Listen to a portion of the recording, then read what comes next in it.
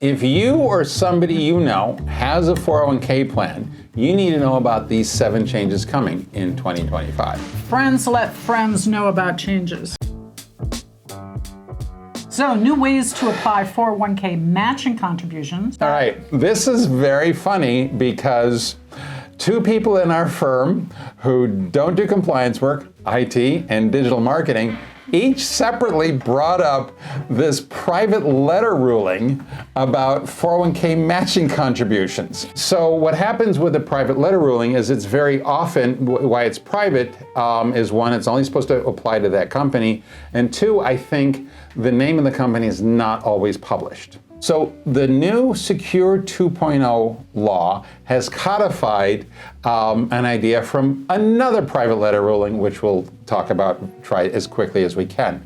But what this private letter ruling asked is that, okay, so we have these employees who are not able to make a 401k contribution. Now we know in Secure 2.0, they can't make 401k contributions because they're making qualified student loan payments. All right, but our company plan has a matching contribution. Now then, what we want to do, because we want to be extra cool and extra creative, is give them multiple choices as to what to do with those matching contributions. The way Secure 2.0 is written is the match goes into the 401k plan as a matching contribution for that employee. So it's a deductible contribution to the plan and not a taxable event for the employee with how Secure 2.0 is written. But what this company was doing was they were actually having the match go and cover part of the student loan or go into their HSA, their health spending HSA? Health spending account. Their health spending account, or their health reimbursement arrangement, their HRA, okay? So I'm guessing, because I couldn't find this in the summaries I saw, I'm guessing why they were looking for, now you can do this without asking the IRS, but it's going to be a taxable event for the employee. You're just giving the employee an extra $4,000 or whatever, all right? But I think why they're doing this in relationship with the 401k plan is that it's a deductible contribution for the employer and not a taxable event for the employee. That's what's going to be special. Moving on to new 401k limits for 2025. So if you were born after 1975, your deferral limit is $23,500. Now, does it matter if it's pre-tax or Roth? No, it's $23,500. You get to figure out what part of that is Roth or pre-tax. Now then, if you're born in 1975 or before, you get an extra if you're born, $7,500. You get an extra $7,500. But for some extra special people, okay, who are born in 1962, 1963, 1964, or 1965, you get an extra $3,750. Okay, so your total catch-up is $11,250. That is brand new. That extra special catch-up is brand new for 2025. If your plan got started after December of 2022, not your plan, the deferral component of your plan got started after the end of December 2022, then you have to have auto enrollment with auto escalate starting January 1st, 2025. It has to auto escalate at least up to 10%. Okay? What else is the other part of the gift that keeps on giving with part-time employees? Long-term part-time employees, and boy, it doesn't take much to have that employee tip over on the scale. So a long-term part-time employee is an employee who has not otherwise qualified per the plan rules, but has been employed for the employer 2 consecutive years, earning over 500 hours of service a year.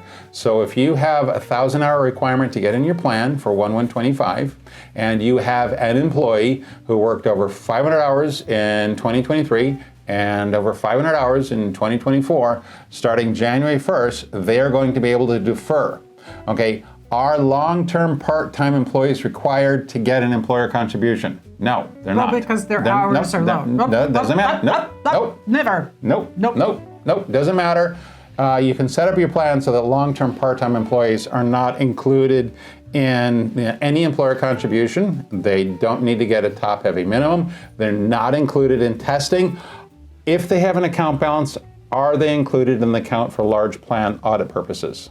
No. Yes. They are. If they have an account balance. Oh, well, that's the I change. said that, It used if to they be- have an account balance. Used to be all if you right? didn't have an account So about. do the long-term part-time employees rules apply to owner-onlys? Yes, they do. Y'all are becoming bigger plans now. Yeah. So yes. So let's if you're say the you're a owner, lawyer it's and you have a law clerk or an assistant or something like that working 600 hours a year.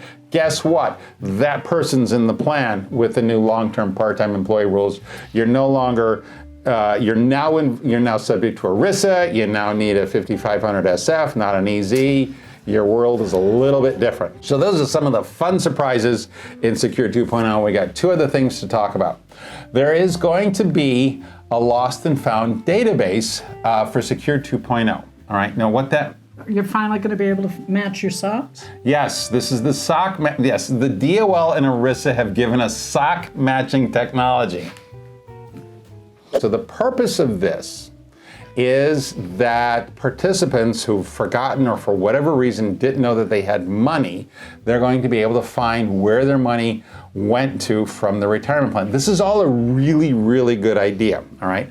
I was on an ASPA Government Affairs Committee call this morning, and we were talking about this, and this is definitely one of those laws, very well intentioned, where the devil is living inside the details, because the way the law is written, the information to populate the database must be shared unsecurely, okay, which sounds really weird, all right? They drop little leaflets from airplanes? Well, that from a cybersecurity point of view, that actually is secure. That's secure, because you can't hack a falling leaflet. Okay, so let's just say there are, right? You can't hack a falling leaflet.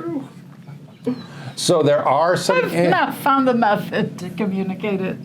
Okay. There are some issues with the lost and found database. Watch this space. When we know something more positive and concrete, we will be sharing it on this channel. Now then, in closing, we do have one more thing talking about an annual funding notice. Technically not 401k plans, but still we're gonna cover it now. There's a new, so an annual funding notice is something that has to be taken care of for certain defined benefit plans. And what's happening new starting in 2025 for the 2024 plan year is that more detailed data needs to be gathered sooner and shared with more granularity with plan participants. So we've got this new rule, not exactly sure how we're going to help comply with it. Hopefully this is a little bit interesting for you. Any other questions from our friends behind the camera? All right, and now then, if you would like to see how much you can save when starting a new 401k plan, please go to the tax credit calculator on our website using the link in the description. Thank you very much for watching. Like, subscribe, tell your friends and family about it, comment, you know what to do. And of course, please do not forget to keep those cards and letters coming. Toodaloo.